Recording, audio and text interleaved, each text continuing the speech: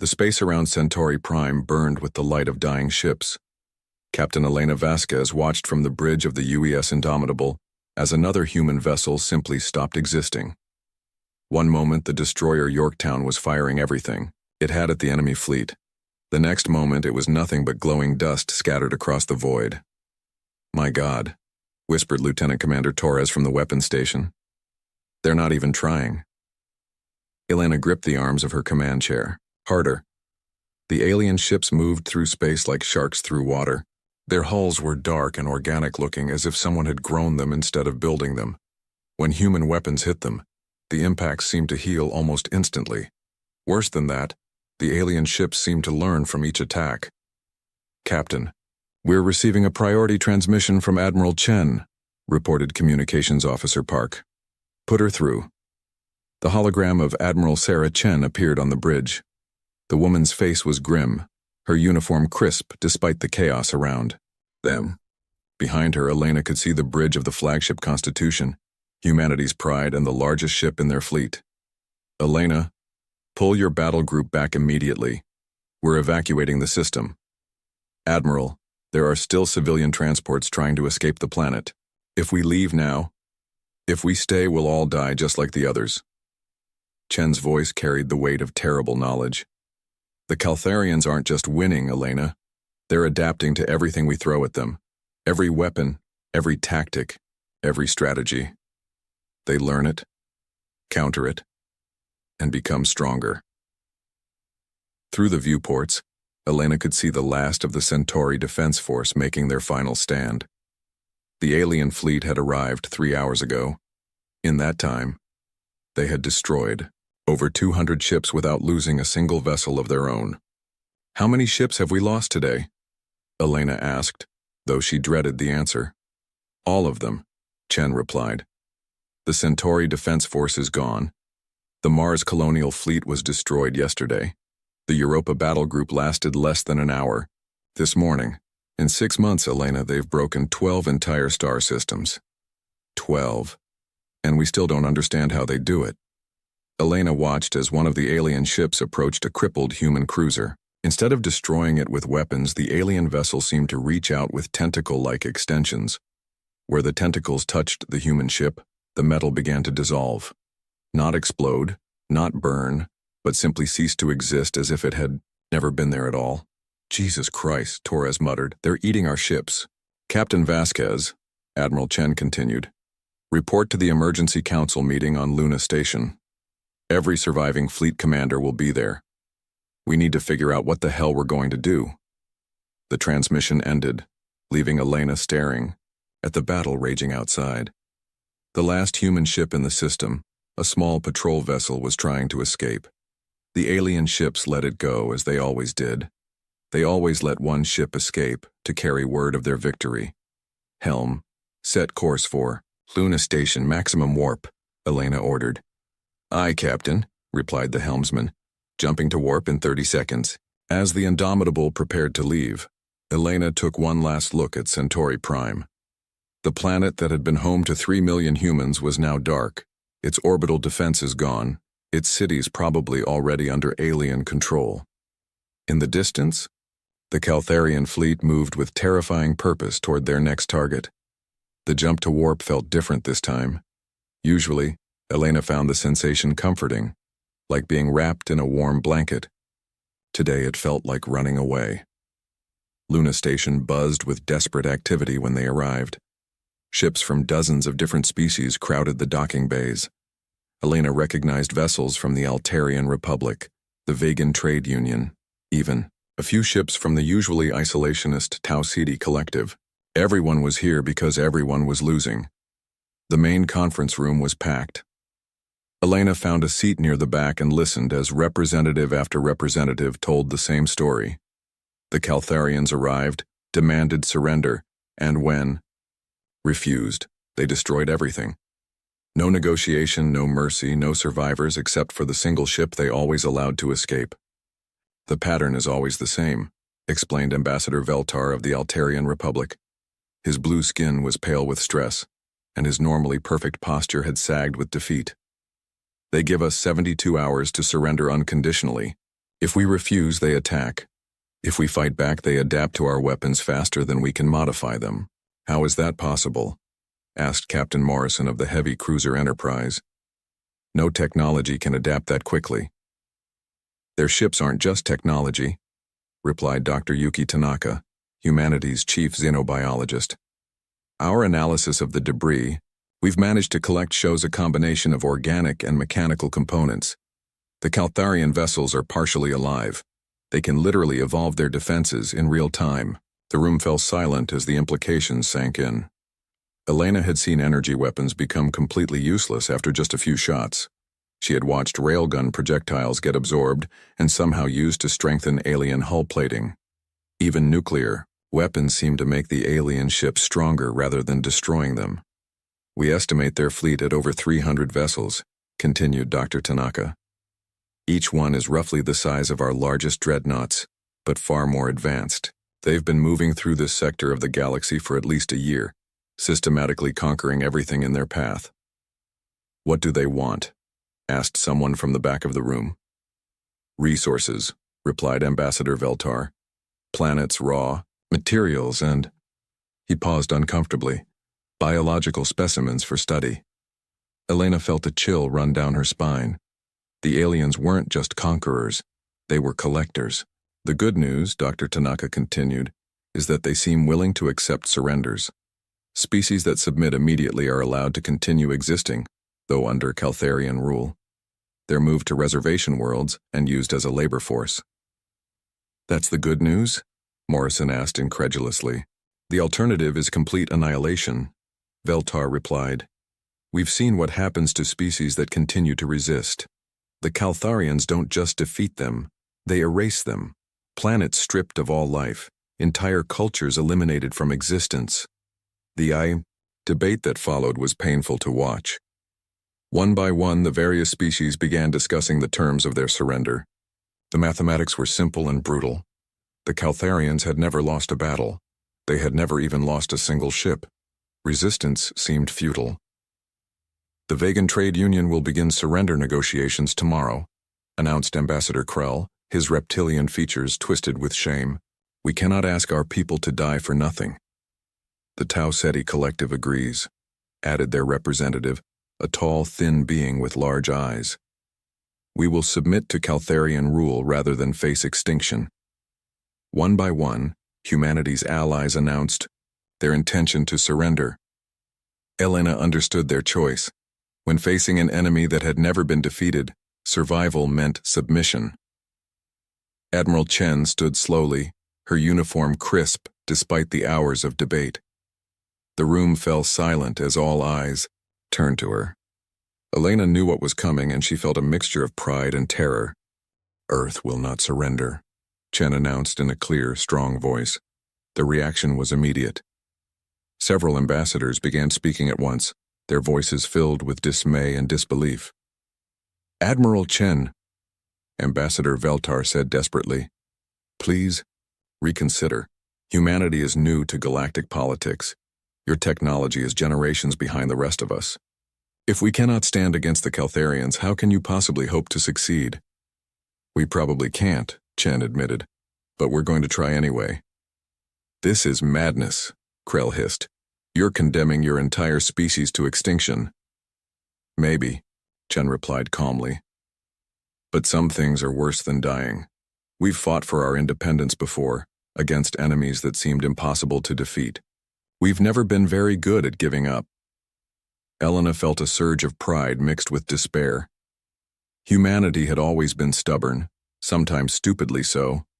They had a long history of fighting battles they couldn't win, simply because they refused to accept defeat.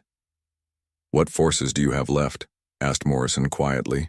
Chen's expression grew grim. 37 ships, that's everything. Our entire remaining fleet.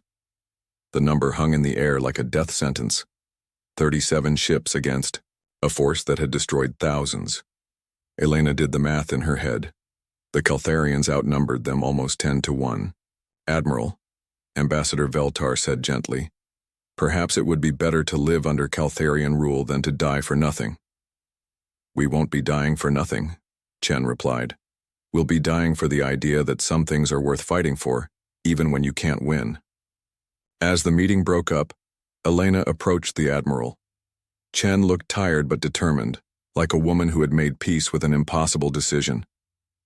"Orders, Admiral?" Elena asked. "Take the Indomitable back to Earth," Chen replied.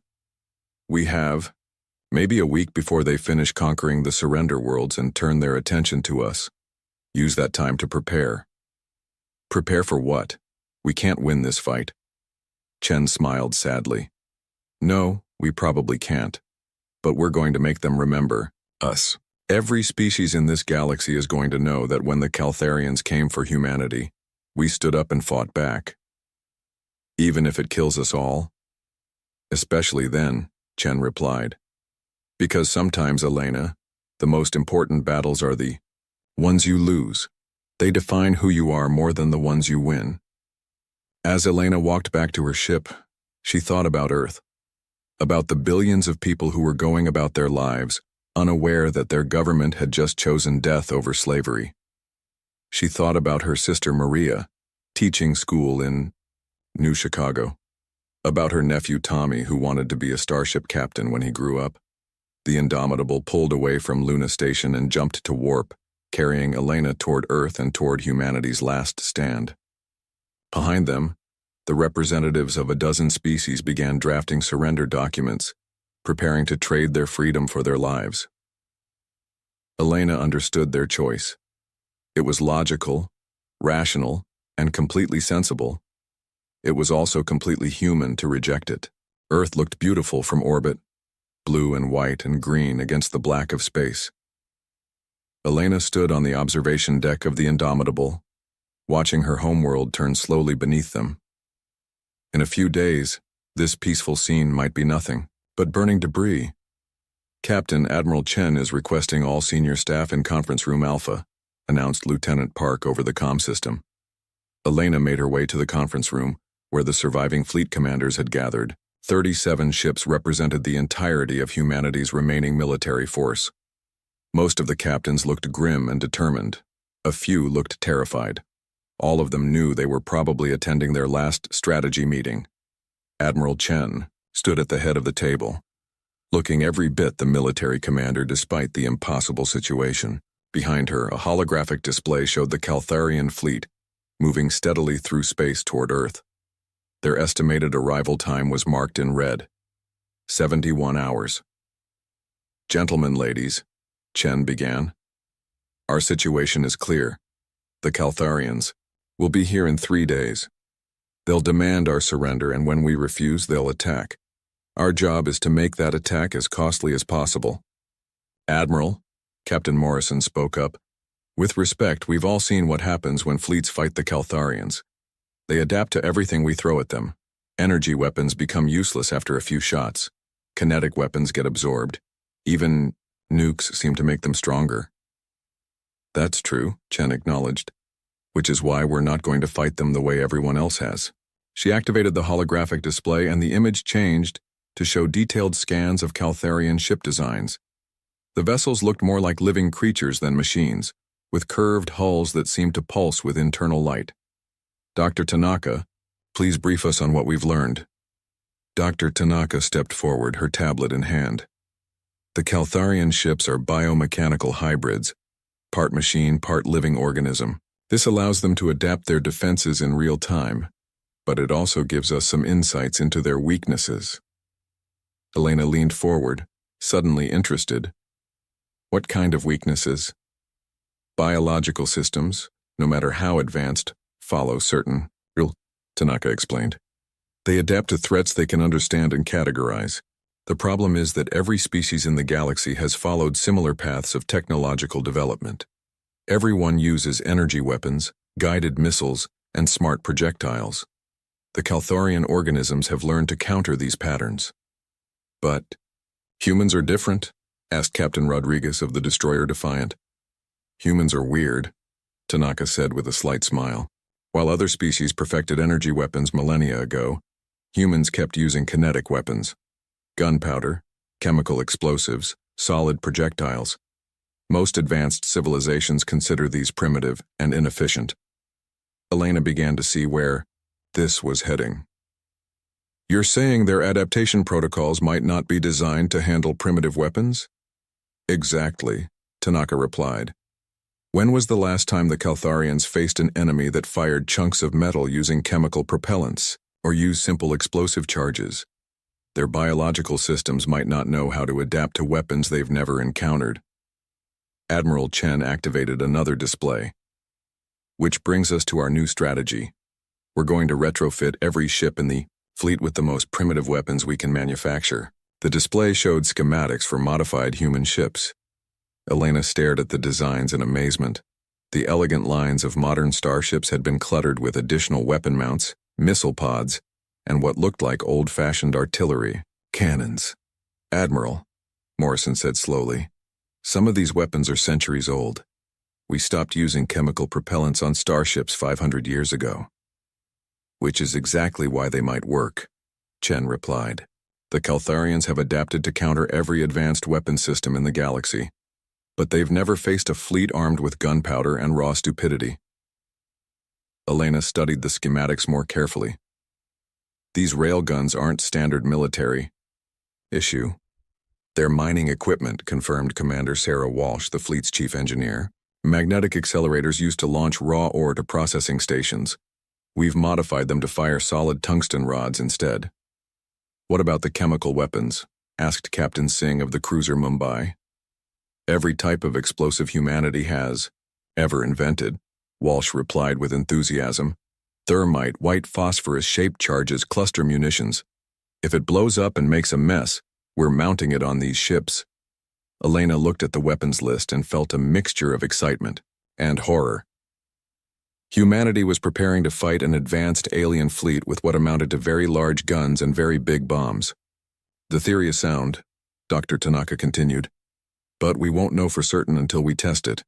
The Caltharian adaptation process seems to require them to experience a weapon before they can counter it. If we hit them with enough different types of primitive weapons, we might overwhelm their ability to adapt. How long do we have to complete these modifications? Elena asked. 68 hours, Chen replied. Every shipyard in the solar system is working around the clock. We're stripping mining equipment, construction tools, even demolition charges from civilian operations. The meeting continued for another hour as they discussed tactics, logistics, and the grim reality of their situation. When it ended, Elena found herself walking alongside Dr. Tanaka toward the hangar bay. Doctor, can I ask you something? Elena said. Of course. Do you really think this will work? Tanaka was quiet for a moment. Honestly, probably not. The Caltharians have destroyed civilizations far more advanced than ours. But there's a chance, a small chance, that their biological adaptation systems aren't prepared for truly primitive weapons. And if you're wrong, then we die, Tanaka replied simply. But we die fighting with everything we have, using every advantage our weird human development has given us. Elena returned to the Indomitable to oversee the modifications to her ship. The next 2 days were a blur of activity. Work crews swarmed over every vessel in the fleet, welding new weapon mounts and installing targeting systems for weapons that hadn't been used in space combat for centuries. The Indomitable received special attention as the fleet's flagship. Elena watched as teams of engineers mounted massive railguns along the ship's hull. These weren't elegant military weapons, but industrial machinery repurposed for war. They looked crude and functional, like something built in a garage rather than a high-tech weapons facility.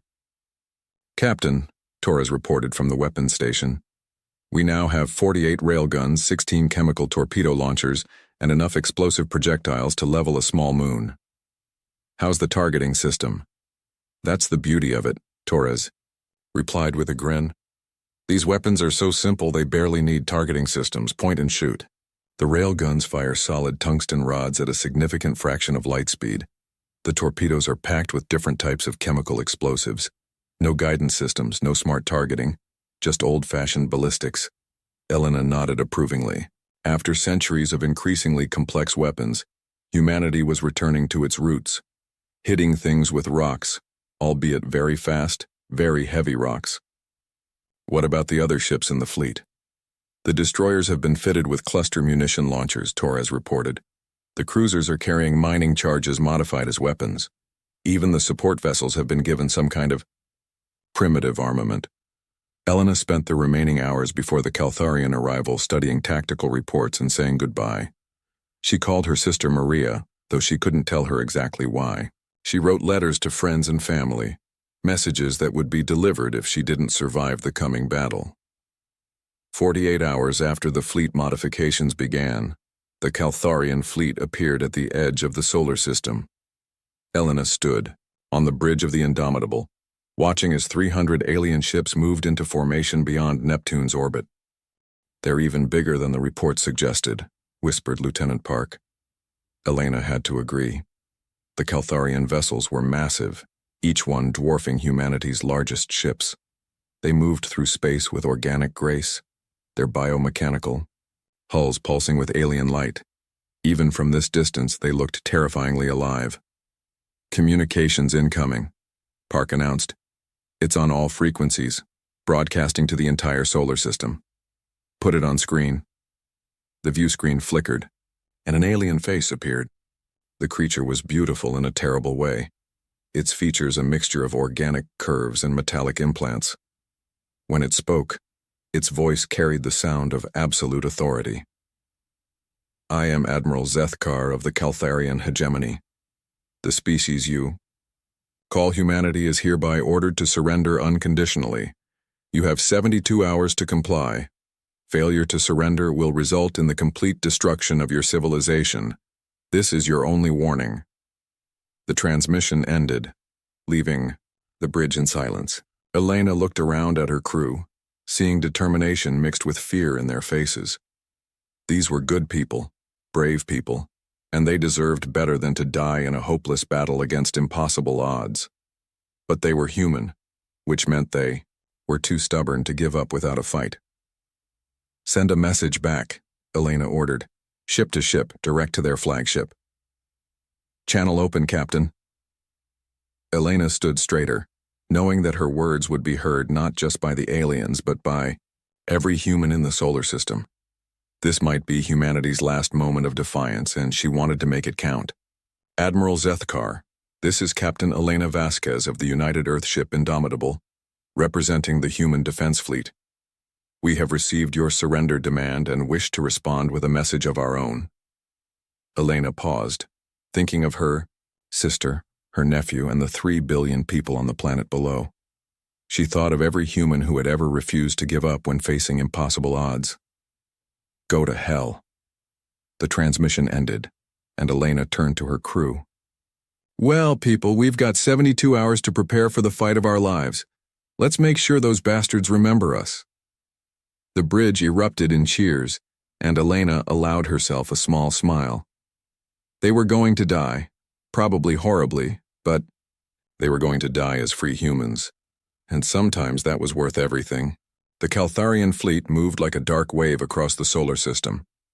Elena watched from the bridge of the Indomitable as 300 alien ships approached Earth with terrifying precision. They had waited exactly 72 hours before beginning their advance, just as they had with every other world they had conquered. "Fleet status report," Elena ordered. "All 37 ships are in position," replied Commander Torres. "We're formed up between the Caltharian fleet and Earth, just like the Admiral ordered." Elena nodded.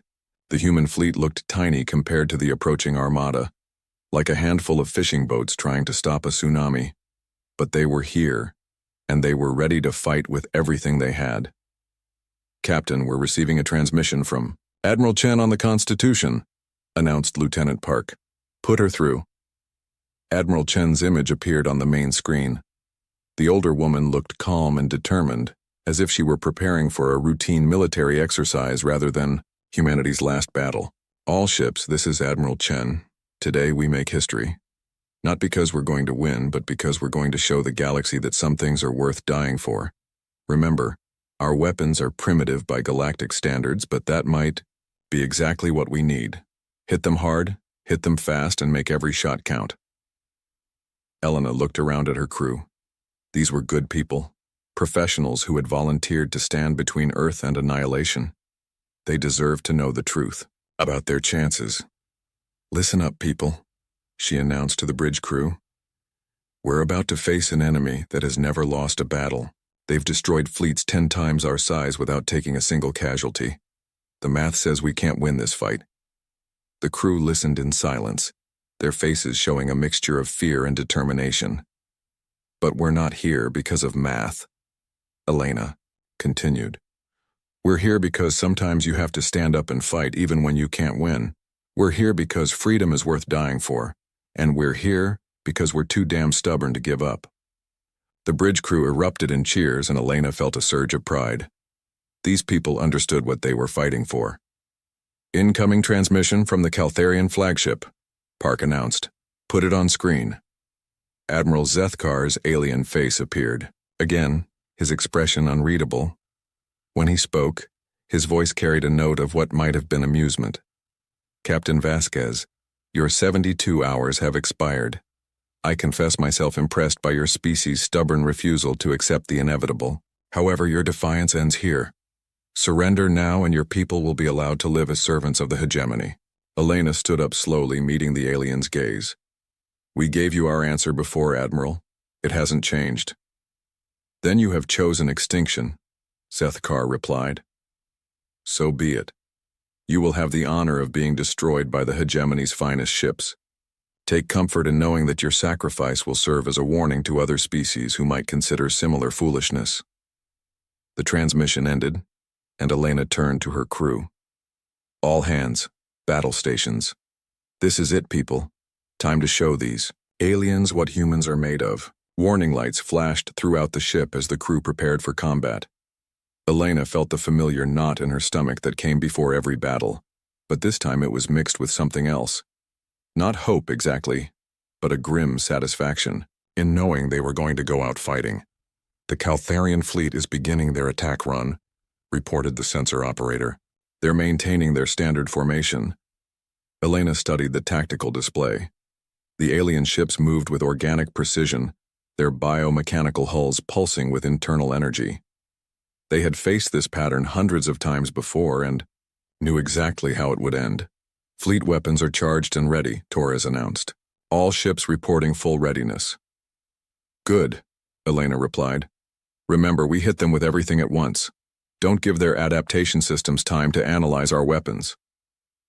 The first exchange began exactly as Elena had expected. The Caltharian ships opened fire with their standard energy weapons, beams of coherent light that could slice through conventional armor like paper. The human ships responded with their own energy weapons, putting up a fight that looked impressive but would ultimately prove futile. The destroyer Yorktown was the first to die, its hull breached by alien weapons that seemed to grow stronger with each shot. Then the cruiser Beijing exploded in a ball of superheated plasma. One by one, the human ships began falling to the superior alien technology. Elena watched with grim satisfaction as the battle unfolded exactly as the Caltharians expected. The aliens had seen this pattern hundreds of times. First, the primitive species would fire their energy weapons. Then, as those weapons became ineffective, they would switch to kinetic projectiles. Finally, in desperation, they would try nuclear weapons before being completely destroyed. It was a dance the Caltharians knew by heart. "Captain, we're down to 28 ships," Torres reported. "The aliens haven't lost a single vessel." "Perfect," Elena replied. "Right on schedule." Torres looked at her in confusion. "Captain?" "Now, Commander. Hit them with the real weapons." Elena keyed the fleet command frequency. "All ships, this is the Indomitable. Execute order primitive. Repeat, execute order primitive." Across the human fleet weapon systems that had been hidden beneath false hulls suddenly came online. The elegant lines of modern starships were broken by the crude bulk of mining equipment repurposed for war. The Indomitable was the first to fire. 48 railguns discharged simultaneously, sending tungsten rods flying at incredible velocity toward the Caltharian fleet. These weren't guided missiles or energy beams. They were simply chunks of very hard metal moving very, very fast. The results were immediate and shocking. The lead Caltharian ship, a massive biomechanical dreadnought that had never taken damage in battle, suddenly had 6 perfectly round holes punched through its hull. Internal explosions began tearing the ship apart from within. "Direct hits!" Torres shouted in amazement. "Their shields didn't even slow the projectiles down." Elena grinned fiercely. "That's because their shields are designed to stop energy weapons and smart projectiles. They don't know what to do with simple kinetic force." Across the fleet, human ships began unleashing weapons that hadn't been seen in space combat for centuries. The destroyer Defiant fired a barrage of chemical explosive, torpedoes, each one packed with a different type of bomb. The cruiser Mumbai launched mining charges that detonated in brilliant flashes of thermite and white phosphorus. The Caltharian formation, which had maintained perfect discipline through hundreds of battles, suddenly broke apart in confusion. Ships that had never taken damage were exploding, burning, and spinning out of control. 3 enemy ships destroyed. The sensor operator reported in disbelief. "Make that 5, 7. My God, we're actually hurting them." Elena watched as the alien fleet tried to adapt to the new threat. She could see their biomechanical hulls beginning to change, growing thicker armor plating and developing new defensive systems. But human weapons development had never been elegant or predictable. "Fire everything we have," Elena ordered. "Don't give them time to adapt." The Indomitable unleashed its full arsenal. Railguns fired solid projectiles in rapid succession. Chemical torpedoes exploded in sequence, each one bringing a different type of destruction. Even the ship's point defense systems had been modified, firing streams of ball bearings like ancient machine guns. The Caltharian flagship, Admiral Zethkar's personal vessel, took a direct hit from a modified mining charge. The explosion tore away a section of the ship's organic hull, exposing the biomechanical systems beneath. For the first time in the war, a Caltharian admiral's ship was bleeding. "Incoming transmission from the enemy flagship," Park announced. "Put it on screen." Zethkar's image appeared, but now the alien looked different. His perfect features were twisted with something Elena had never seen in a Caltharian before: uncertainty. "What? Are these weapons?" he demanded. "This is not how warfare is conducted. These are primitive tools barely more advanced than throwing rocks." "That's exactly what they are," Elena replied with satisfaction. "Rocks thrown very, very hard." "Impossible," Zethkar said. "No advanced species uses such crude weapons." "We're not an advanced species," Elena shot back. "We're humans. We're stubborn, primitive, and too stupid to know when we're beaten." The alien admiral's image flickered off, and Elena turned back to the battle. The human fleet was down to 20 ships, but the Caltharian fleet had lost almost 40 vessels. It was the first time in their conquest that they had taken significant casualties. "Captain, the enemy ships are beginning to adapt," Torres warned. "Their hull plating is getting thicker." Elena nodded.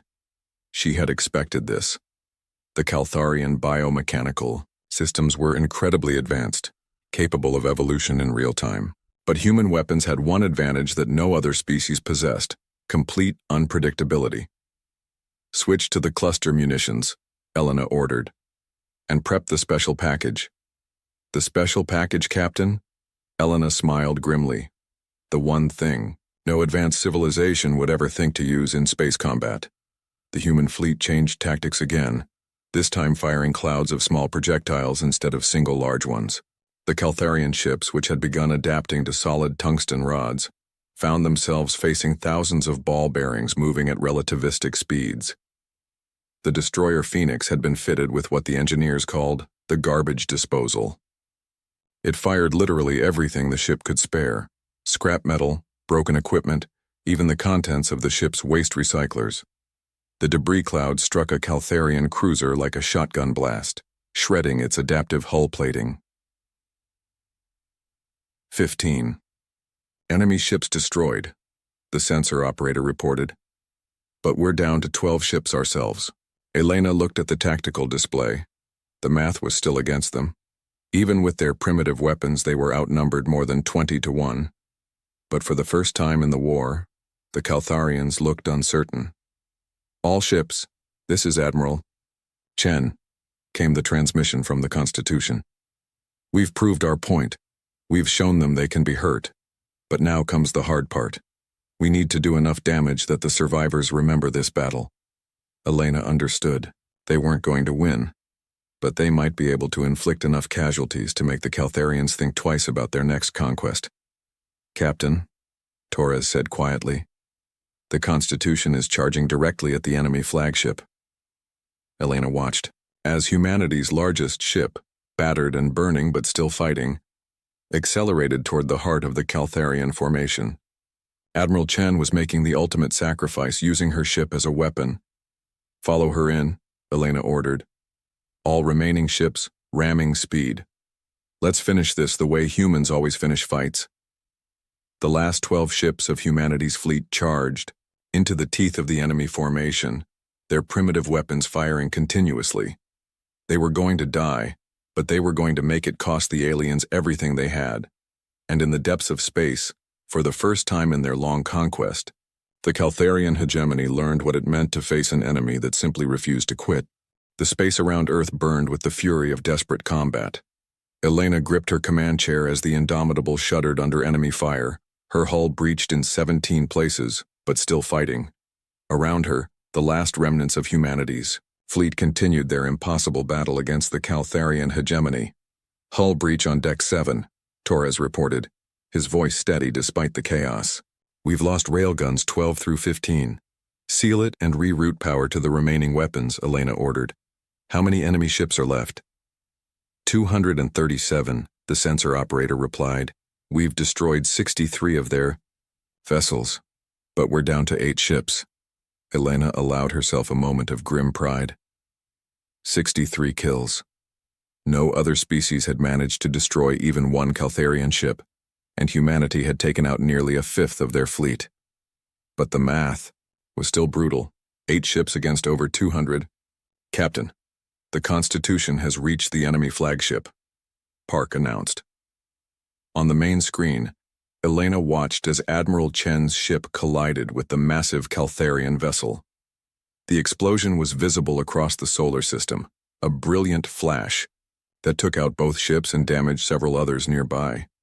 Admiral Chen's final sacrifice had added 4 more enemy vessels to the kill count.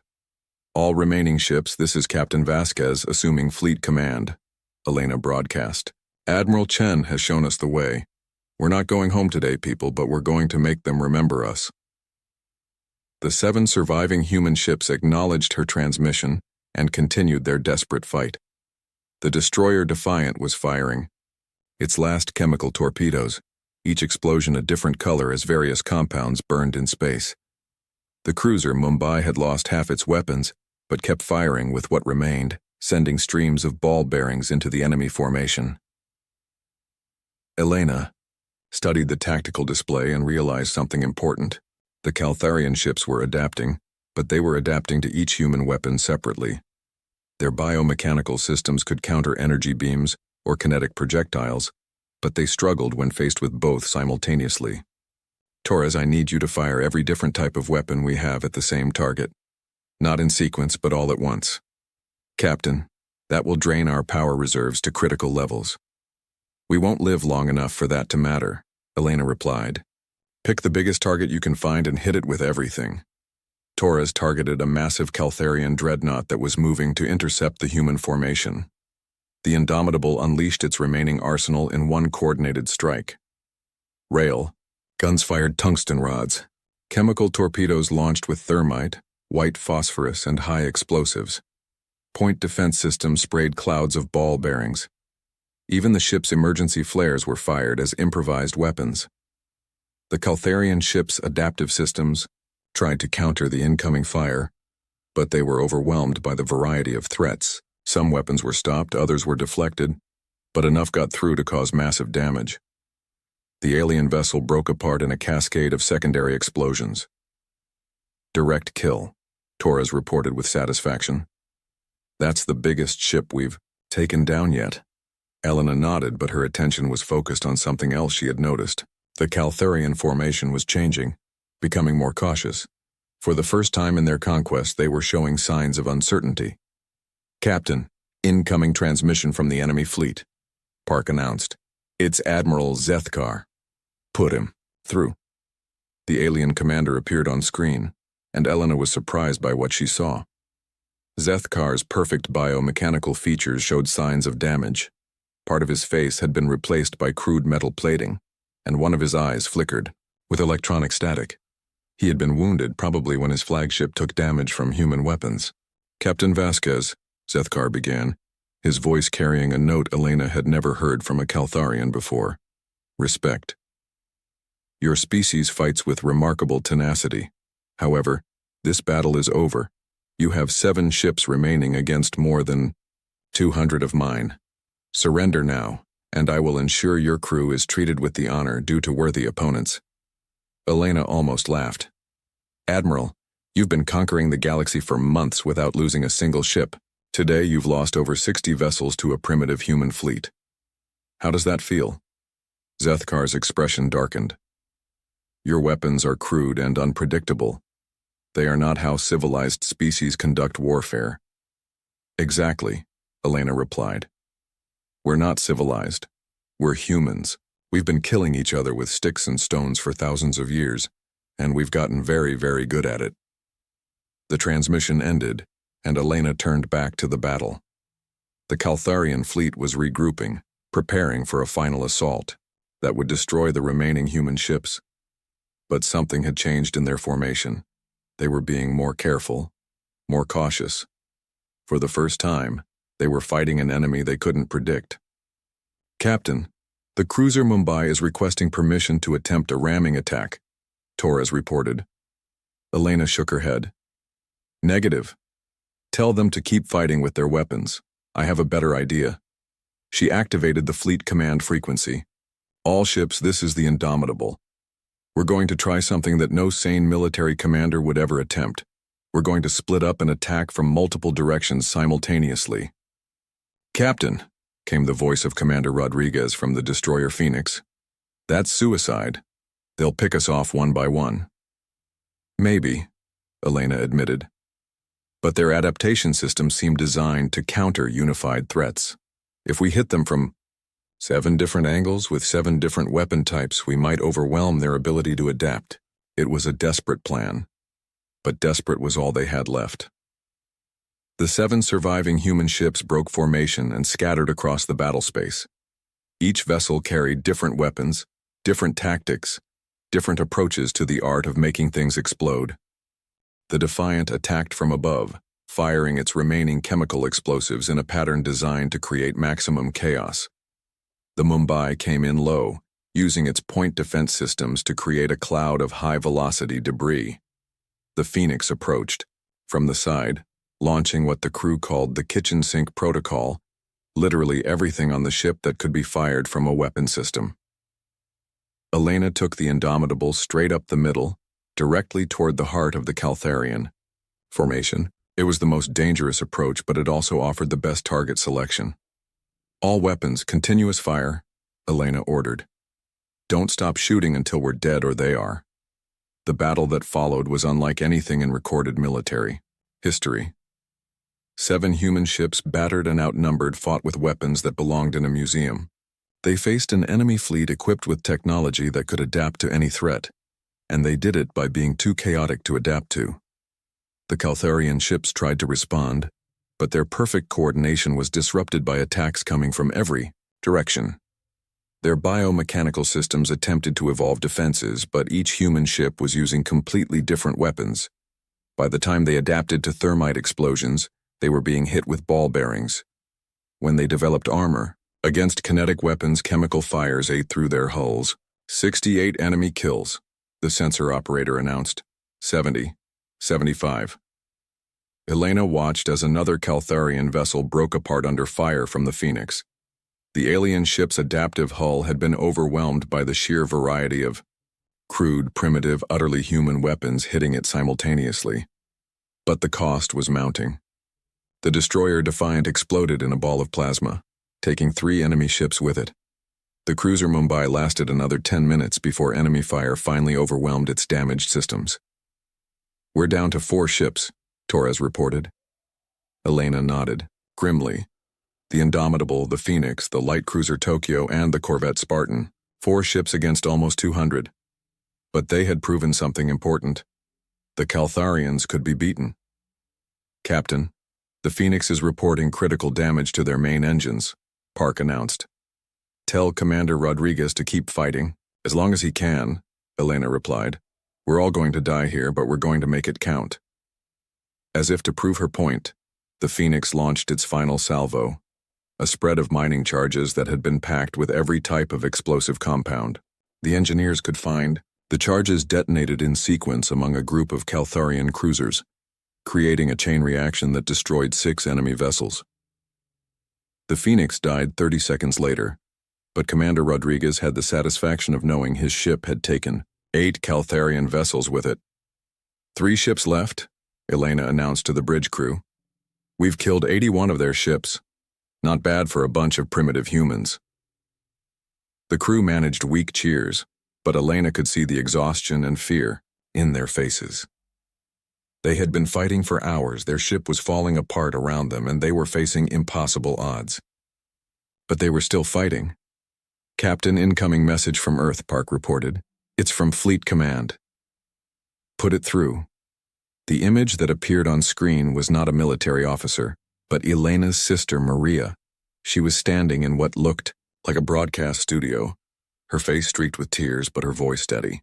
"Elena, this is being broadcast on all frequencies throughout the solar system. The whole planet is watching what you're doing up there. The children in my school are cheering every time you destroy another enemy ship. The entire world is proud of you and your crews." Maria paused, struggling with emotion. "You've shown them that humans don't give up. You've proven that freedom is worth fighting for, even against impossible odds. Whatever happens next, you've already won the battle that matters most." The transmission ended, leaving the bridge in silence. Elena felt tears running down her cheeks, but she wiped them away and turned back to the tactical display. "You heard her, people. The whole world is watching. Let's give them something to remember." The Indomitable charged toward the remaining Caltharian ships, its primitive weapons firing continuously.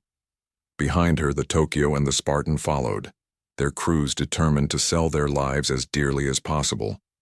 They were going to die, but they were going to die as free humans, and, sometimes Elena thought, that was the most important victory of all. The Indomitable shuddered as another enemy beam carved through her starboard hull. Elena felt the deck plates buckle beneath her feet, but her ship kept fighting. Around her, the bridge crew worked with grim determination, their faces lit by the glow of warning lights and the fire of distant explosions. "Hull breach on decks 4 through 7, Torres reported. "We've lost life support to half the ship." "Seal what you can and keep fighting," Elena ordered. "How many enemy ships are left?" 143, the sensor operator replied. "We've killed 98 of them, but we're down to just the 3 ships." Elena looked at the tactical display and felt a mixture of pride and despair. The light cruiser Tokyo was barely holding together, her hull split open like a broken egg but still firing her weapons.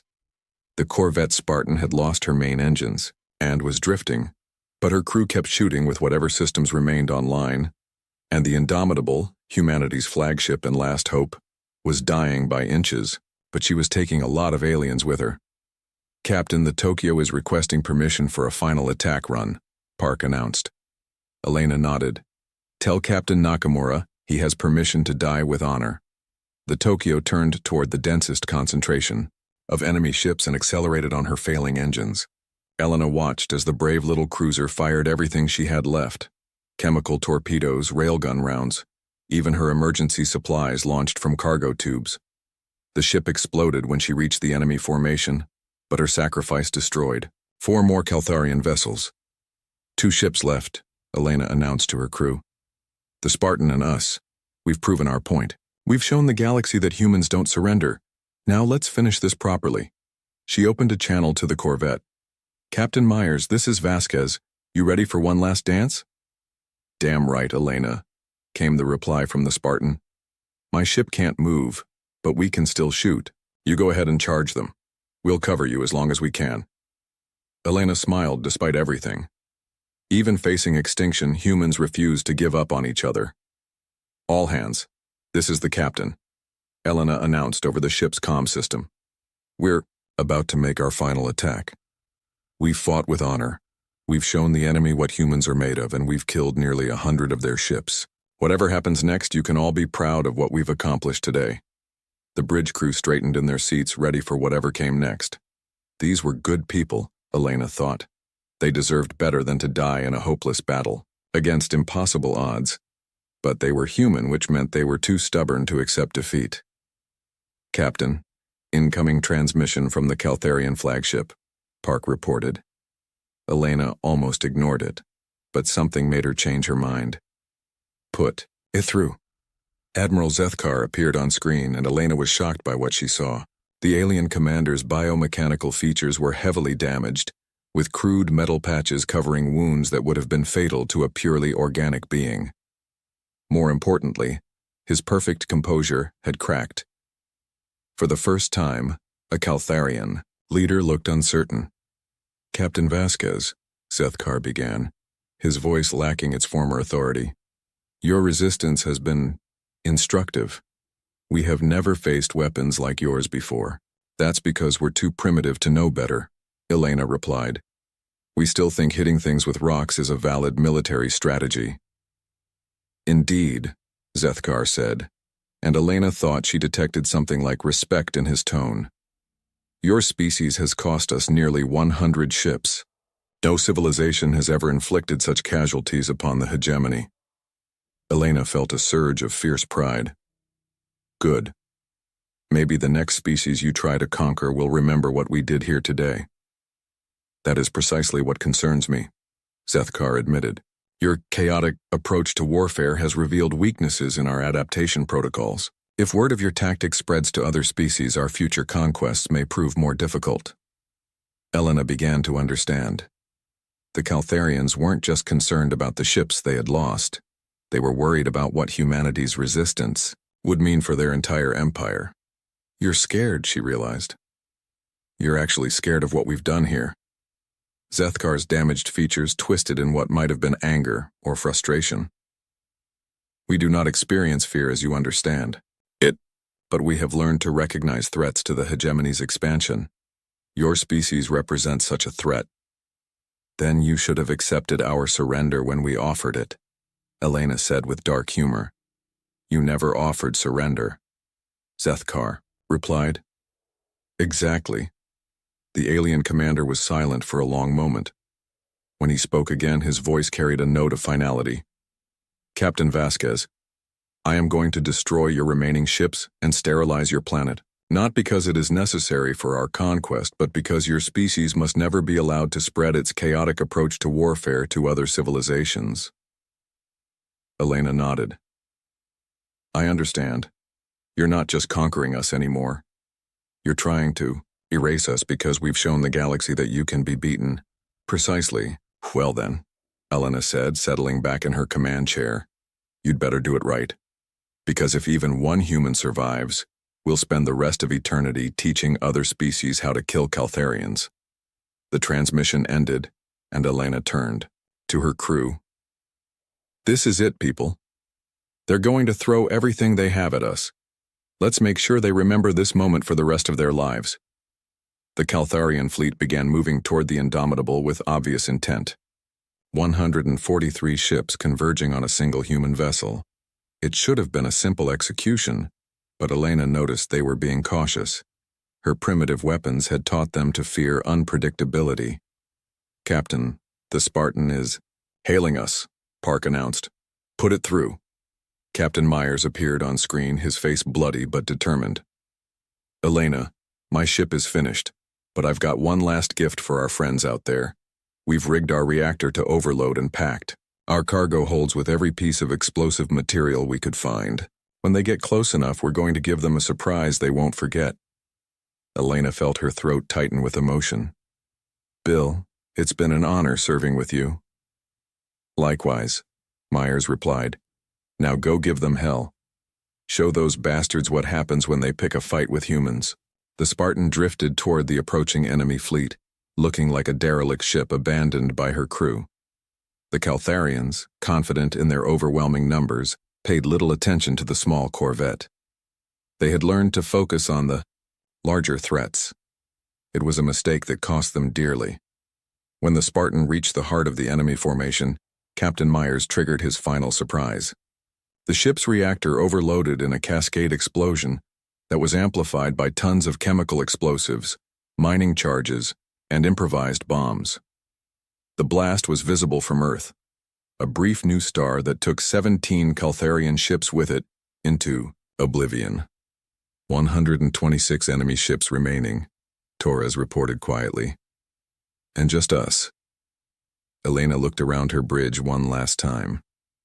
These people had followed her into an impossible battle and fought with courage that would be remembered for generations. They deserved to know how she felt about them. Torres, Park, everyone, she began. It has been the greatest honor of my life to serve with you. You've shown the galaxy what humans are capable of when we're backed against the wall. Whatever happens, next we've already won the only victory that matters. What's that, Captain? Torres asked. We've proven that freedom is worth dying for, Elena replied. And we've shown them that humans will never give up, no matter how bad the odds get. She turned to the tactical display and began plotting her final attack. The Indomitable was dying. Her hull breached in dozens of places, her weapons reduced to a handful of functioning systems. But she still had one advantage the Caltharians hadn't adapted to: human stubbornness. Set course for their flagship, Elena ordered. Ramming speed. Captain, we'll never get close enough, Torres protested. They'll destroy us long before we reach them. Elena smiled grimly. That's what they think. But we've got something they don't expect. She activated the ship's final surprise, a modification that had been installed during the frantic retrofit. The Indomitable's cargo holds had been packed with everything explosive the engineers could find, from mining charges to chemical fertilizer. More importantly, the ship's main reactor had been rigged for a controlled overload that would turn the entire vessel into a massive bomb. This is Captain Elena Vasquez of the UES Indomitable, she broadcast on all frequencies, knowing her words would be heard throughout the solar system. We came here to defend Earth, and that's exactly what we're going to do. To every human listening to this transmission, remember that we stood here today. Remember that we fought back when everyone said it was hopeless. And remember that we proved something important. Sometimes the most primitive weapons are the most effective. The Indomitable charged toward the Caltharian fleet, her remaining weapons firing continuously. Energy beams lanced out from the enemy ships, but Elena's vessel was already dead. She was just taking a long time to fall down. All crew to escape pods, Elena ordered. That's not a request, that's a direct order. We're staying with you, Captain, Torres replied, speaking for the entire bridge crew.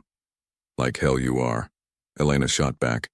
Someone needs to survive to tell this story. Someone needs to let the galaxy know that humans don't give up. She sealed the bridge and activated the emergency evacuation system. The last thing she saw was her crew being forced into escape pods, their faces filled with tears and pride. Then Elena Vasquez was alone on the bridge of humanity's last warship, charging toward an enemy fleet that had never known defeat. She thought about her sister Maria, about her nephew Tommy who wanted to be a starship captain, about the billions of people on Earth who were counting on her. The Indomitable reached the heart of the Caltharian formation, just as her reactor went. Critical. Elena's last act was to trigger the chemical explosives packed throughout her ship, turning the vessel into a weapon unlike anything the aliens had ever faced. The explosion was visible from Mars. When the light faded, Admiral Zethkar's flagship was gone along with 43 other Caltharian vessels. The survivors of humanity's fleet had cost the invaders 115 ships and their supreme commander. For the first time in their conquest of the galaxy, the Caltharian hegemony retreated. The surviving ships jumped to hyperspace, carrying word of a primitive species that fought with weapons so crude and unpredictable that even their adaptive technology couldn't counter them. On Earth, the escape pods from the Indomitable were recovered by rescue ships. The survivors would spend the rest of their lives telling the story of Captain Elena Vasquez and the ship that stood alone against impossible odds. And throughout the galaxy, word began to spread. The species that had surrendered to the Caltharians started to wonder, If humans could fight back with such primitive weapons, what could they accomplish with their advanced technology and human tactics combined? The Caltharian hegemony had won the battle, but they had lost something far more important. They had lost their reputation as unstoppable conquerors. And sometimes, Elena had been right to think that was the most important victory of all. The stars looked peaceful through the window of the Pioneer's Edge. Commander Jake Morrison stood on the bridge, watching the distant lights twinkle in the darkness of space. His ship was small compared to the big military vessels, but it was home to him and his crew. "Jake, we're getting some strange readings from Sector 7, Dr. Lisa Park called from her science station. Her fingers moved quickly over the controls. "It's not like anything in our database." Jake walked over to look at her screen. Numbers and graphs filled the display, but they didn't make much sense to him. That was Lisa's job. She was the smartest person he knew when it came to alien life forms. "Could be a new species," she said, excitement clear in her voice. "The energy patterns are completely different from what we've seen before."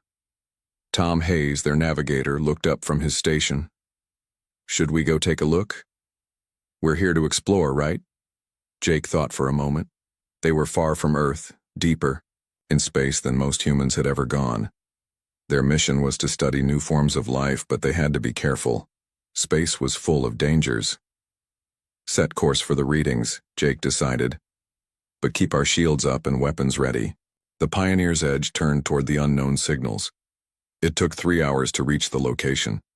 What they found there made everyone on the bridge go quiet. A massive ship hung in space before them. It was unlike anything humans had ever built. The hull was dark and smooth with strange curves that hurt to look at. Green lights pulsed along its surface like a heartbeat. "It's huge," Tom whispered.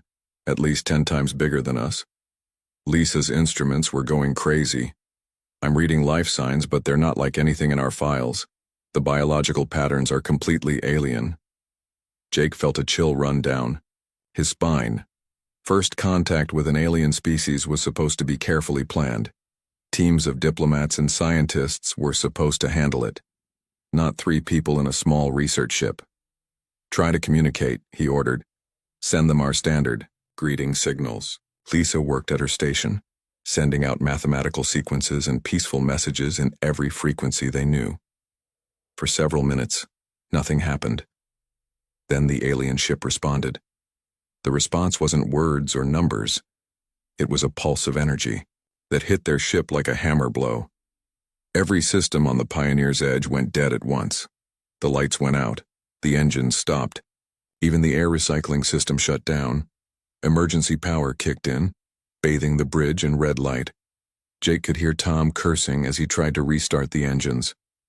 "They disabled us completely," Lisa said, her voice shaking. "Whatever they used, it shut down every electronic system we have." Through the window, Jake watched the alien ship move closer. It was so big that it blocked out the stars. Strange panels opened along its hull, and smaller craft began to emerge. "They're boarding us," Tom said, looking at his scanner. "Multiple contacts moving through the ship." Jake grabbed the emergency weapons locker and handed out the pistols inside. "Lisa, can you get the escape pods working?" "I'm trying, but the power systems are completely fried. It'll take time." The sound of metal being cut came from somewhere. In the ship, the aliens were coming through the hull itself. "How long?" Jake asked. 10 minutes, maybe 15. They didn't have 15 minutes. The cutting sounds were getting closer. Jake could hear footsteps in the corridors now, but they didn't sound like human feet. They made clicking sounds, like giant insects walking on metal. "Jake," Lisa said quietly, "whatever happens, you need to know something. I've been monitoring their communications. They're not trying to talk to us. They're studying us like we're animals in a lab." Before Jake could ask what she meant, the bridge door exploded inward. The aliens came through the opening like a flood of nightmares. They were tall, taller than any human, with bodies covered in hard, shell-like armor. Their faces had too many eyes, all black and shining. Instead of hands, they had claws that looked sharp enough to cut through steel. When they moved, they made that clicking sound Jake had heard in the corridors. One of them, bigger than the rest, stepped forward. It tilted its head and made a series of rapid clicks. The others responded with similar sounds. Jake raised his weapon. But before he could fire, one of the aliens pointed a strange device at him. A beam of blue light hit him, and suddenly he couldn't move. His muscles locked up completely. He could see and hear everything, but his body wouldn't obey him. The same thing happened to Lisa and Tom. The aliens gathered around them, making more of those clicking sounds. Jake got the feeling they were discussing what to do with their captives. The big alien moved closer to Jake. It reached out with one clawed hand and touched his face. The touch was cold and rough. Jake wanted to pull away, but he couldn't move. More clicking sounds. Then the alien did something that made Jake's blood freeze. It pulled out a small device and held it near Jake's head. The device made a soft humming sound, and suddenly Jake could understand what the aliens were saying. "This one is in better condition," the big alien said. Its voice was like metal scraping against stone. "The others show signs of damage from the neural disruptor. Should we take all three?" Another alien asked. "No. The research facility has limited space. We only need one specimen for the initial studies. This one will do." Jake realized with growing horror that they weren't treating him like a person. To them, he was just a thing to be studied. The big alien looked at Lisa and Tom. "Dispose of the others. Make sure their escape systems are functional first. We want them to return to their homeworld with news of what happened here." "Why?" one of the smaller aliens asked. "Fear makes specimens more interesting. When we harvest their species, they will be properly motivated." Jake tried to scream, tried to warn his friends, but the paralysis held him tight. He could only watch as the aliens dragged him away from the bridge. The last thing he saw was Lisa working frantically at her station, trying to get the escape pods online. As they carried him through the corridors of his own ship, Jake understood that his life as he knew it was over. These creatures didn't see him as a person with thoughts and feelings. To them, he was just another animal to experiment on. The clicking sounds of their language filled his ears as they brought him aboard their ship. Behind him, he heard the Pioneer's Edge powering up as Lisa got the systems working again. At least his friends might escape to warn Earth. But Jake was going somewhere else entirely, somewhere dark and terrible, where humans were nothing more than specimens in an alien laboratory. Jake woke up in a cage. The walls around him were made of some kind of clear material, stronger than glass. He was naked, and his body ached from the paralysis device the aliens had used on him. Above him, harsh white lights made everything look cold and sterile. He wasn't alone. Through the transparent walls, he could see other cages. Most were empty, but some held creatures he had never seen before. Strange beings with too many limbs, or covered in scales, or floating in tanks of liquid. All of them looked as scared as he felt. The big alien from his ship appeared outside his cage. Up close, Jake could see more details that made his skin crawl. The creature's shell-like armor had patterns carved into it, and its multiple black eyes never seemed to blink all at the same time. "Subject is awake," the alien said in that metal-scraping voice. "Begin initial examinations." Two smaller aliens wheeled a cart of instruments toward Jake's cage. The tools looked medical, but wrong somehow. They were designed for bodies that weren't human. A section of the cage wall slid away. Jake backed against the far wall, but there was nowhere to go. The aliens reached in with long metal rods that had clamps on the ends. They grabbed his arms and legs, holding him still. "Please," Jake said, finding his voice. "I'm a person. I can think and feel just like you." The big alien tilted its head. "Interesting. The specimen shows signs of higher intelligence. Make note of vocal patterns and emotional responses." They didn't care that he was a person. To them, he was just an animal that could talk. The examination began. They poked him with instruments, took samples of his blood, and scanned every part of his body with strange devices. Jake gritted his teeth and tried not to give them the satisfaction of hearing him scream. But the real torture hadn't started yet. Meanwhile, far across the galaxy, Lisa Park was fighting for her life aboard an Earth medical station. The neural Disruptor the aliens had used damaged her brain, leaving her in a coma for weeks. When she finally woke up, the first thing she did was ask about Jake. "We have to go back for him," she told Admiral Kate Ross, who had come to debrief her as soon as the doctors said she was strong enough. Admiral Ross was a tough woman who had spent 30 years in the Earth Defense Force. She had short gray hair and scars on her hands from her time as a fighter pilot. But even she looked shaken by Lisa's report. "Dr. Park, I understand your feelings, but we have no idea where that alien ship went. Space is big and they could be anywhere. They're going to hurt him," Lisa said, tears running down her face. "You didn't hear the way they talked about him. Like he wasn't even human." Tom Hayes sat in the chair next to her bed. He had recovered, faster than Lisa, but Jake's capture had hit him hard too. "Admiral, we have to try something. Jake saved our lives by letting them take him instead." Admiral Ross looked at the reports on her tablet. The alien technology was unlike anything Earth had ever encountered. Their ships were faster, their weapons more powerful, and their science far beyond human understanding. "I'm assembling a team to study everything you've told us," the Admiral said. "But Dr. Park, I need you to understand something. Even if we could find your friend, we don't have the technology to fight these aliens. Any rescue mission would be suicide." Lisa closed her eyes. Somewhere in the darkness of space, Jake was alone with creatures that saw him as nothing more than a lab rat. She had to find a way to help him. Jake learned what real pain felt like on his 7th day in the cage. The alien scientist, who Jake had started thinking of as the examiner, wanted to test human pain tolerance. They strapped him to a metal table and began their work. First came the needles. Long, thin instruments that they pushed into his arms and legs. Each one sent fire through his nerves. The aliens watched his face carefully, taking notes every time he gasped or cried out. "Fascinating," the examiner said. "The specimen's pain responses are far more complex than other species we have studied." They moved on to electricity. Small shocks at first, then bigger ones. Jake's muscles spasmed and his teeth clenched so hard he thought they might break. But the worst part wasn't the pain itself. It was the way the aliens treated his suffering like it was entertaining. "Note the variety of vocalizations," one of them said as Jake screamed.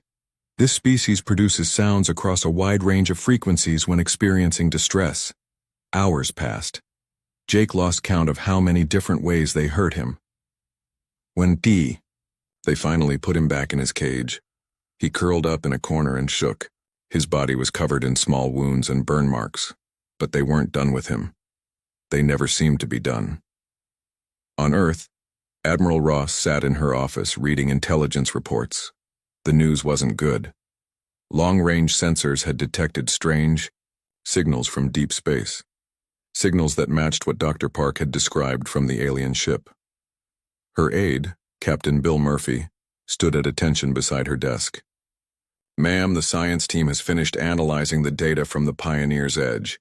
They think the aliens are conducting some kind of biological survey." "What kind of survey?" "The kind you do before you harvest a crop." Admiral Ross felt ice in her stomach. "How many ships?" "Unknown. But the signal patterns suggest it's more than one. Possibly many more." The Admiral stood up and walked to the window. Outside, she could see the lights of Earth's capital city. Millions of people going about their lives, not knowing that somewhere in space, one of their own was being tortured by creatures who saw all of humanity as nothing more than specimens to be studied. "Start mobilizing the fleet," she said quietly, "and get me every military scientist we have. If these aliens think humans are just animals, they're about to learn how wrong they are." Jake's nightmare continued day after day. The aliens tested everything about him. How much heat he could stand, how long he could hold his breath, how his mind reacted to different drugs and chemicals. They were particularly interested in human emotions. They would show him images of Earth, of his friends, of his family, and watch how his body responded. When he cried, they collected his tears for analysis. "This specimen shows remarkable psychological complexity," the examiner noted during one session. "The emotional responses may be the key to understanding their species." But Jake noticed something the aliens didn't seem to understand. Each day of torture made him angrier, instead of weaker. Each time they hurt him, his hatred for them grew stronger. Humans, he realized, were different from the other creatures in the laboratory. The other alien specimens became broken and hopeless after a few days. But Jake's spirit was getting harder, not softer. Late at night, when the laboratory was quiet, he made himself a promise. If he ever got out of this place, he would make sure his people knew what these creatures were really like. And when that happened, the aliens would learn that humans could be just as ruthless as they were. The clicking sounds of alien conversation echoed through the laboratory as Jake planned his revenge. The emergency session of the World Defense Council lasted 18 hours. Representatives from every nation on Earth sat in stunned silence as Jake Morrison told his story. When he finished, the room was completely quiet. President Maria Santos of the United Americas was the first to speak. "Commander Morrison, are you certain about these invasion plans?" Jake pulled up the alien star charts on the main screen. Red lines showed the planned attack routes to Earth. "Ma'am, I spent 8 months watching them prepare. They talk about humans the way we talk about livestock." Chancellor David Wong of the Asian Federation leaned forward. "The technology gap seems impossible to overcome. How do we fight ships that can disable our vessels with a single pulse?" "We adapt," Admiral Ross said, standing up. "Dr. Park has been studying the alien technology Commander Morrison brought back. Lisa, show them what you found." Dr. Lisa Park activated her presentation. Detailed scans of alien weapons and equipment filled the screens around the room. "The aliens' technology is advanced, but it's not magic," Lisa explained. "Their energy weapons work on a specific frequency. We can build shields to block them. Their ships are faster than ours, but they're also larger and less maneuverable." She clicked to the next slide. "Most importantly, they think in patterns. Jake's intelligence shows they use the same battle tactics every time. They've never fought an enemy that could learn and change during combat." Premier Anna Volkov of the European Union stood up. "What are you suggesting, Doctor?" "I'm suggesting we give them a war they're not prepared for," Lisa said. "We build ships designed specifically to fight their weaknesses. We develop weapons that can hurt them, and we show them that humans don't follow predictable patterns." Jake stepped forward. "There's something else. The aliens I freed from their ship, they want to help. Their species were harvested just like Earth is about to be. They know alien technology, and they hate these creatures as much as we do." The room erupted in discussion. Some leaders worried about the cost. Others questioned whether humanity could unite for such a massive effort. But Jake's scarred face and the alien invasion plans were powerful arguments for action. President Santos called for order. "We need to vote. All in favor of total mobilization for the defense of Earth?" Every hand in the room went up. The next 6 months transformed human civilization. Every factory, every shipyard, every research facility on Earth was converted for war production. The usual arguments between nations disappeared when faced with extinction. Admiral Ross took command of the new Human Defense Force.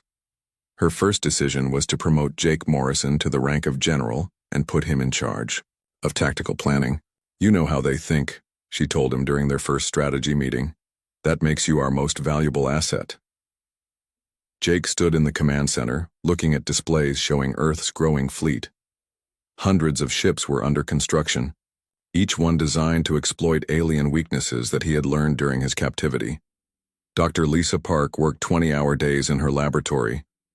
The alien technology Jake had stolen was like a puzzle, and she was determined to solve every piece. Her team of scientists came from every nation on Earth, united by a single goal. "We've cracked their shield technology," she reported to Jake during one of their daily meetings. "Our new plasma weapons can punch right through their defenses." "What about their speed advantage?" Jake asked. "We can't match their engines, but we don't need to. Look at this." Lisa showed him tactical simulations on her computer. "Their ships are built for hunting weak prey. They're not designed for real combat. Our smaller, faster fighters can outmaneuver them." Jake nodded. 8 months of watching the aliens had taught him they were predators, not warriors. They had never faced prey that could fight back effectively. The alien prisoners Jake had rescued became invaluable allies. The crystal being, who called itself Resonance, could understand alien technology in ways humans couldn't. The reptilian creature, named Scale by the human technicians, knew the locations of alien bases throughout the galaxy. The Harvest ships gather at a staging point before attacking, Scale explained through a translation device. If you can hit them there, you can cripple their entire operation. Jake studied the star chart Scale had provided. The staging point was in deep space, far from any inhabited system. It would be the perfect place for a surprise attack. Fleet Admiral Marcus Webb took command of the human expeditionary force 6 months after the mobilization began. He was a career military officer with gray hair and steady hands, chosen because he understood both space combat and human psychology. General Morrison, Admiral Webb said during their first meeting, "I've read your reports. This fleet you're asking me to command, it's not just a military force, it's a statement." Jake looked out the window at the massive shipyard orbiting Earth. Hundreds of vessels were docked there, from tiny fighters to massive battleships. But more impressive was what they represented, every human nation working together for survival. "Admiral, those aliens made one critical mistake. They think humans are just clever animals. They're about to learn we're something much more dangerous." The fleet was unlike anything humanity had ever built. Fast attack ships designed to swarm, larger vessels, battleships armed with weapons that could crack open alien hulls, support vessels carrying everything needed for a long campaign in deep space. But the most important ship was the Retribution, Admiral Webb's flagship. Built around the hull of an old colony ship, it carried not just weapons but a message. Painted on its side in letters large enough to read from space were the words, "We remember." Jake requested to join the mission despite his traumatic experiences. The military psychologist said he wasn't ready for combat, but Admiral Ross overruled them. "He's earned the right to be there," she said. "Besides, we need someone who understands the enemy." Jake underwent surgery to repair the worst damage from his captivity. Cybernetic implants replaced damaged nerves and organs. The doctor said the procedures would make him stronger than before, but Jake knew the real strength came from something else. The night before the fleet's departure, Jake stood in his quarters, looking at Earth through the porthole. Somewhere out there, the aliens were preparing to harvest his entire species. They thought humans were weak creatures who would submit to capture and experimentation. They were about to discover how wrong they were. The departure ceremony was broadcast to every human settlement in the solar system. 7 billion people watched, as the human expeditionary force prepared to carry the war to the enemy. Admiral Webb's voice carried across space as he addressed both the fleet and humanity. "We go not as conquerors, but as protectors. These aliens see us as animals to be harvested. Today, we show them what humans really are." Jake stood on the bridge of the Retribution, watching Earth fall behind them. His reflection in the window showed a man changed by suffering, but strengthened by purpose. The scars on his face were reminders of what the aliens were capable of, but also symbols of human endurance. The fleet jumped to hyperspace, carrying humanity's anger toward the stars. Behind them, Earth's factories continued building. More ships, more weapons, more tools of war. The aliens had wanted to study human nature. They were about to get a very thorough lesson. Jake had been counting days by watching the aliens' work schedule. 8 months had passed since his capture. 8 months of pain, experiments, and torture that had changed him into something harder than the man who once commanded the pioneers. Edge. His body was covered in scars now, some from the aliens' instruments, others from his own attempts to escape. But his mind was sharper than ever. Every day in the laboratory had taught him something new about his captors. The aliens followed. Patterns. They were creatures of habit, and habits could be exploited. The chance came during what the aliens called a stellar event. Jake didn't understand the science, but he could see the results. Strange lights flashed outside the laboratory windows, and the ship's power systems began to fluctuate. "Emergency protocols in effect," announced a voice over the ship's communication system. "All non-essential personnel report to safety stations." The examiner looked annoyed as alarms began sounding throughout the laboratory. "Postpone today's experiments," it told the other aliens. Secure all specimens and equipment. Most of the aliens left the laboratory, leaving only 2 guards to watch the prisoners. Jake had been waiting for a moment like this for months. He had been practicing. Every night when the aliens thought he was sleeping, Jake had been working on loosening a bolt in his cage wall. It was small progress, but 8 months of patient work had finally paid off. The bolt was almost free. When the next power surge hit the ship, Jake made his move. The lights flickered, and in that moment of darkness he pulled the bolt completely loose. A section of his cage wall came free, just enough for him to squeeze through. The first guard didn't even see him coming. Jake had learned to move silently, and 8 months of anger gave him strength he didn't know he possessed. He grabbed the alien's weapon and struck it down before it could raise an alarm. The second guard turned toward the noise, but Jake was already moving. The alien weapon felt strange in his hands, but he figured out the trigger quickly enough. The blue energy beam that had once paralyzed him now served his purposes. With both guards down, Jake faced a choice. He could try to escape immediately, or he could do something that might save other lives. Around him, dozens of cages held prisoners from other worlds. All of them had suffered just like he had. Jake started opening cages. The other prisoners were weak, but they understood freedom when they saw it. A reptilian creature with intelligent eyes nodded to Jake in what he hoped was gratitude. A being that looked like it was made of living crystal chimed softly as it floated out of its prison. "The ship plans," Jake said to a creature that seemed to understand human speech. "Where do they keep their star charts and data?" The creature pointed toward a heavily secured section of the laboratory. Jake had seen the aliens go there often, always carrying data tablets and speaking in excited clicks. Getting there wouldn't be easy, but Jake had learned patience. He moved through the ship like a ghost, using the chaos of the stellar event to mask his movements. The aliens were so busy dealing with their emergency that they didn't notice one escaped specimen moving through their corridors. The secured section was protected by locks that Jake couldn't break, but the freed prisoners could. The crystal being's touch made metal brittle, and the reptilian creature's claws could tear through weakened barriers like paper. Inside, Jake found something that made his blood turn cold. The room was full of star charts, but not just any charts. These showed Earth's location, Earth's defenses, and detailed plans for something the aliens called the Great Harvest. Thousands of human beings would be captured and brought to laboratories like this one. Earth would become a breeding ground for experimental subjects. But there was more. The aliens had files on dozens of other species they had already harvested. Entire civilizations reduced to scattered survivors while their people became specimens in alien laboratories. Jake gathered every piece of data he could carry. The other prisoners helped, understanding that this information was important even if they couldn't read it. The journey back to the escape pods was harder. The stellar event was ending, and more aliens were returning to their posts. Jake and his companions had to fight their way through several groups of guards. Jake discovered something during those fights.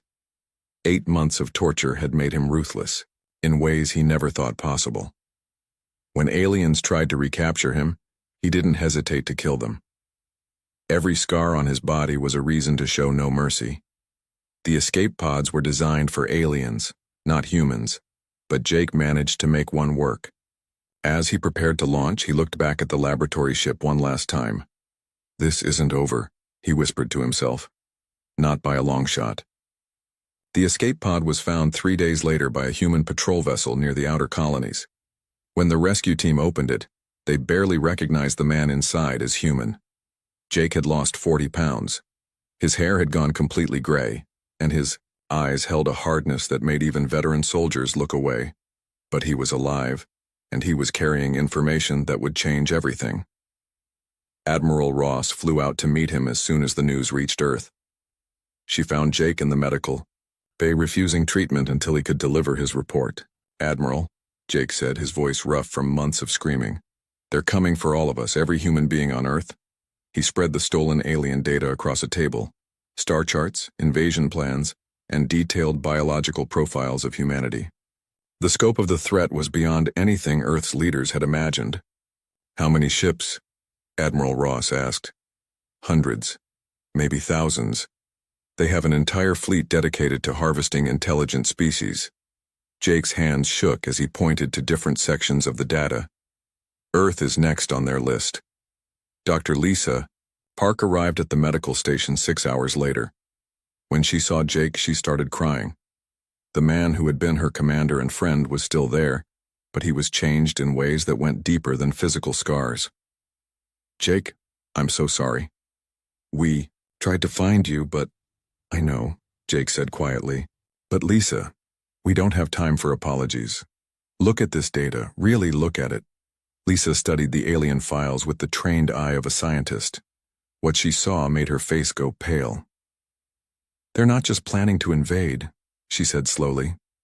"They're planning to farm us like cattle." Jake nodded. "They see us as nothing more than interesting animals, but they made one mistake, Lisa. They let me see how they think, how they plan, how they fight, and now I'm going to teach humanity everything I learned." Admiral Ross looked at the data, then at Jake's scarred face, then back at the data. The choice was clear. "I'm calling an emergency session of the World Defense Council," she said. "Dr. Park, I want you to start analyzing this technology immediately. And Jake—" She paused, looking at the hardness in his eyes. "I want you to tell them exactly what we're dealing with." Jake stood up from the medical bed, ignoring the protests of the doctors. 8 months of hell had taught him many things, but the most important lesson was this: sometimes survival required becoming something darker than what threatened you. "Admiral," he said, "by the time I'm done with my report, every human being will understand what these creatures really are. And then we're going to show them what happens when you treat humans like animals." The war was about to begin. The alien staging ground was exactly where Scale had said it would be. Admiral Webb stood on the bridge of the Retribution, staring at the massive collection of ships floating in the darkness of deep space. "How many?" he asked his tactical officer. "Over 800 vessels, sir. Most of them are harvest ships, designed to carry prisoners, not fight battles." Jake Morrison studied the enemy formation through the bridge's main screen.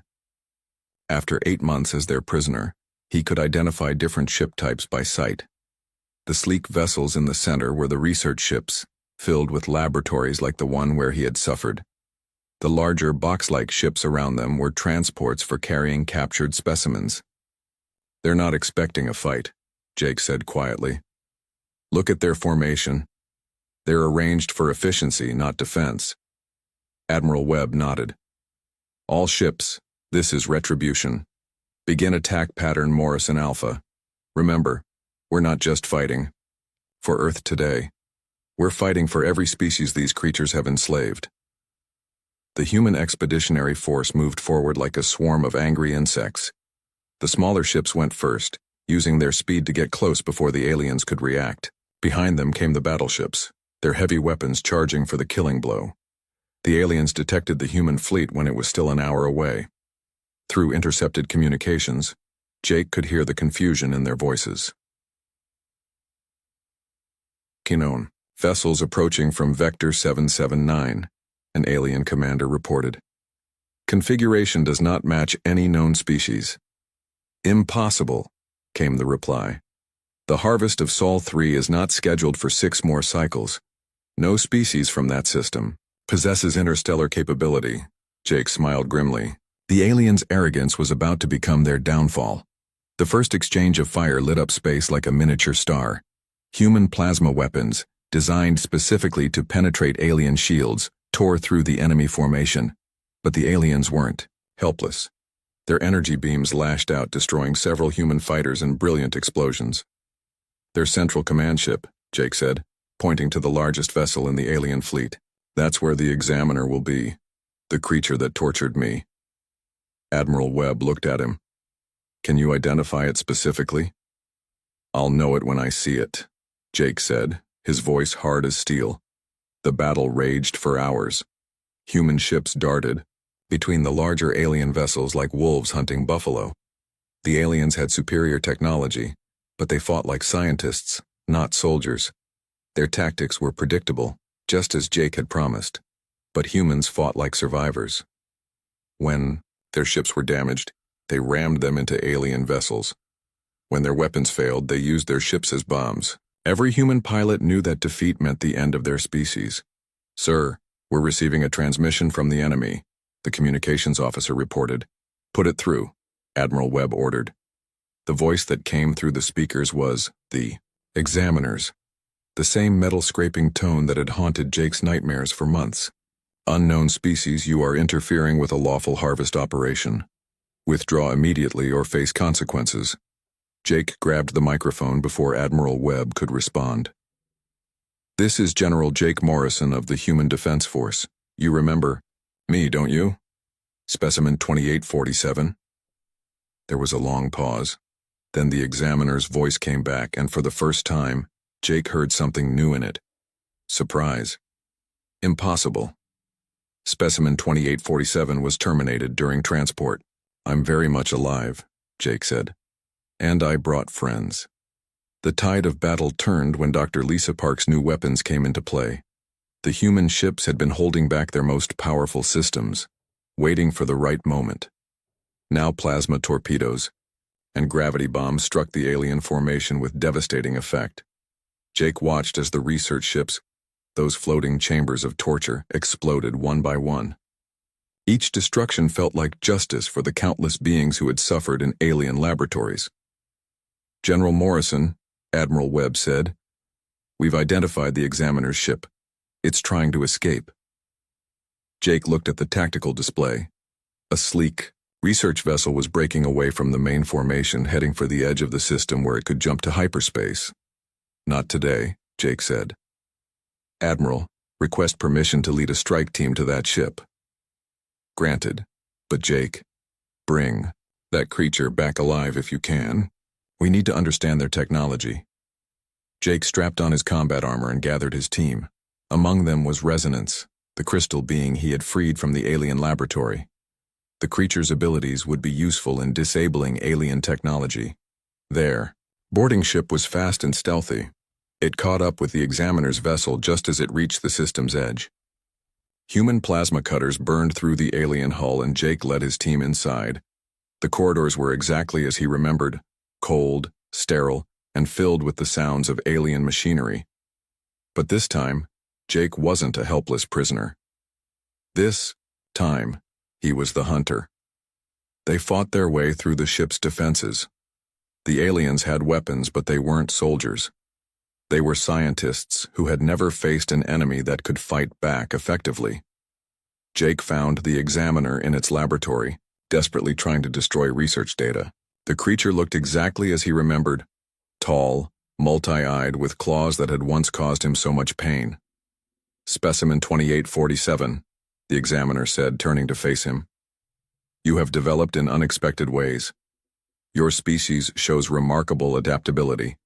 "My name is Jake Morrison," Jake said, raising his weapon, "and you're going to answer for every person you've tortured." The examiner tilted its head. "Fascinating. You demonstrate the revenge behavior we observed in your psychological profiles. This anger, it drives your entire species to violence." "You're wrong," Jake said. "It's not anger, it's justice." The alien reached for a weapon, but Jake was faster. The plasma beam struck the examiner in the chest, dropping it to the floor. But Jake didn't kill it. Admiral Webb wanted it alive for questioning. The battle ended with the complete destruction of the alien fleet. Of the 800 ships that had been preparing to harvest Earth, none escaped. The few aliens who survived were taken prisoner, a reversal that shocked them more than any weapon could have. But victory came at a cost. Nearly half the human fleet was destroyed, and thousands of brave men and women had died to protect their species. Earth's industrial capacity was devastated by the war effort, and it would take years to recover. Jake stood in the detention area of the Retribution, looking at the examiner through the cell's transparent wall. The alien was restrained and helpless, just as Jake had once been. "You want to know about human nature?" Jake said. "We remember everything. Every kindness, every cruelty, every debt that needs to be paid. You studied us like animals, but you never understood what makes us human." The examiner looked at him with its multiple black eyes. "What happens now, specimen? Now you get to experience what it's like to be studied by a species that sees you as less than equal." Jake replied. But unlike you, we won't torture you for entertainment. We'll learn what we need to defend ourselves, and then you'll face justice. The journey back to Earth took months. During that time, human scientists learned everything they could from captured alien technology. The rescued prisoners from dozens of species were given medical treatment and offered new homes on human worlds. When the fleet finally returned to Earth, they were greeted as heroes. But Jake felt no joy in the celebration. The war was over, but at a terrible cost. Humanity had survived, but they were changed forever. Admiral Ross met him at the spaceport. Jake, you've been offered a position heading up our new Alien Defense Division. We need someone who understands the threats that might be out there. Jake looked up at the stars, knowing that somewhere in the darkness other species might be facing the same horror he had endured. Humanity had proven they could defend themselves, but the galaxy was full of predators. I accept, he said. But first I want to send a message to every corner of known space. The message went out on every frequency humanity could broadcast. It was simple, direct, and unmistakably human. This is Earth. We are the species you called specimens. We remember pain. We learn from suffering. We never forget our debts. To any species facing harvest or enslavement, we will help you fight. To any species that treats intelligent beings as animals, we are coming for you. Jake Morrison had once been a peaceful explorer. The aliens had turned him into something harder, something more dangerous, and in doing so, they had awakened something in humanity that would change the galaxy forever. The age of humans being victims was over. The age of humans as protectors had begun.